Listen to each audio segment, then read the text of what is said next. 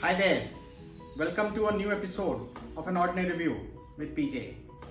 Today's episode, I'm covering a movie which is a drama on Amazon Prime, and this drama focuses on the incidents that happened after the 9/11 attacks, where US forces captured a lot of Muslim men from different countries and brought them to Guantanamo Bay to interrogate them and detain them.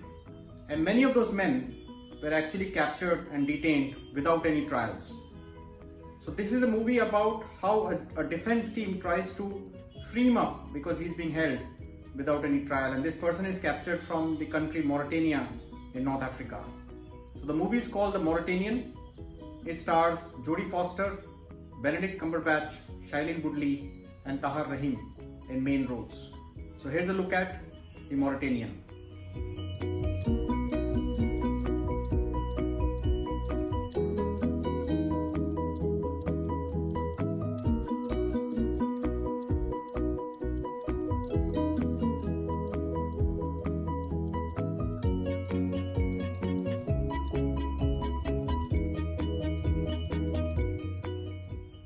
The Mauritanian is about this one man called Mohamedou Ould Slahi, who is from Mauritania, who gets captured post 9/11 attacks by the US forces.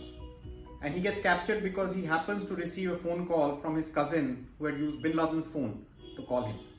So the US forces suspect that even Mohamedou is actually part of the Al-Qaeda's network and maybe perhaps their main recruiter who hired and recruited the terrorists who took part in the 9/11 attacks.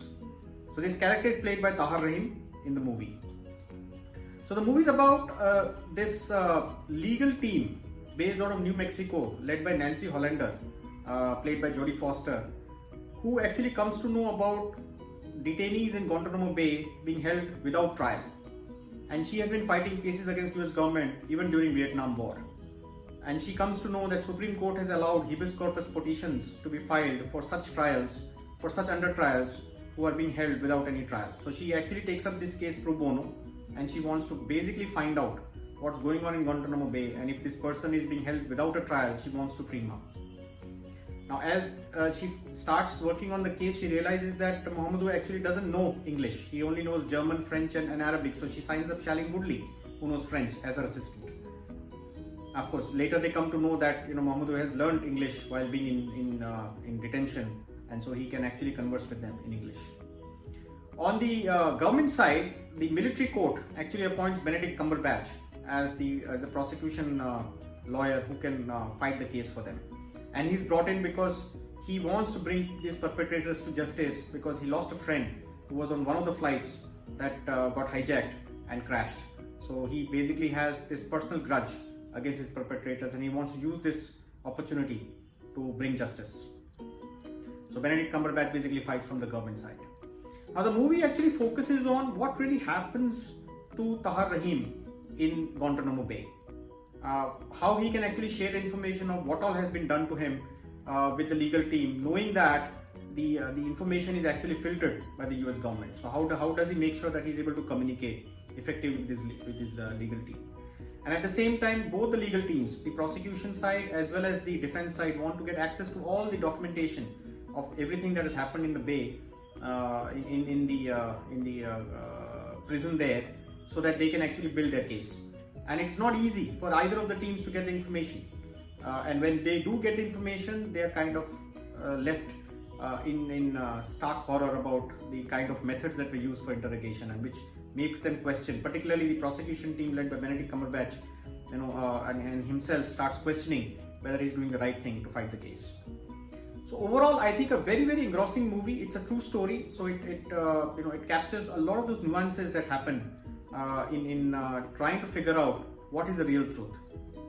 And one more subtle thing that I kind of figured out in the movie as I was watching and I was thinking about it was that while we always have thought about brainwashing happening with the terrorists as to how they are brainwashed to do suicide attacks and carry out these dastardly terrorist acts, I kind of got a sense that even the government actually does brainwashing of their intelligence officials and legal team, pressurizing them to prove a point that whomsoever they have captured are actually terrorists, so that they can actually go and tell the public that they have been able to solve the problem, even though actually they have really not got any handle to the problem.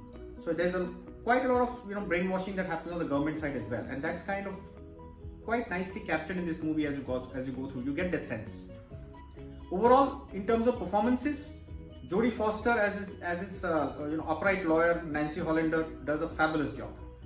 She is the person who will not take no for an answer. It challenges the government. She'll do everything, overcome every challenge to get access to the information. She does that part beautifully. Well supported by Shailene Woodley. Benedict Cumberbatch has a smaller role in the movie, but he's impactful. Whenever he's there, you feel engrossed watching him.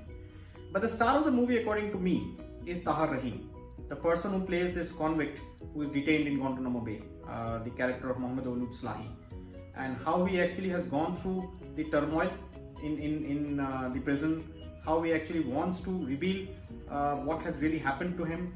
At the same time, sometimes you also do get a sense that he knows things he's not willing to tell. So whether he's really as innocent as he claims it to be, or he's also party to some part of the activity.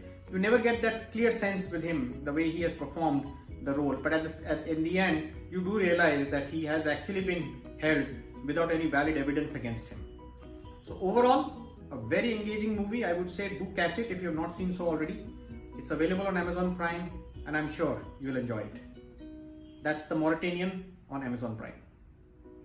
Thank you for watching my reviews.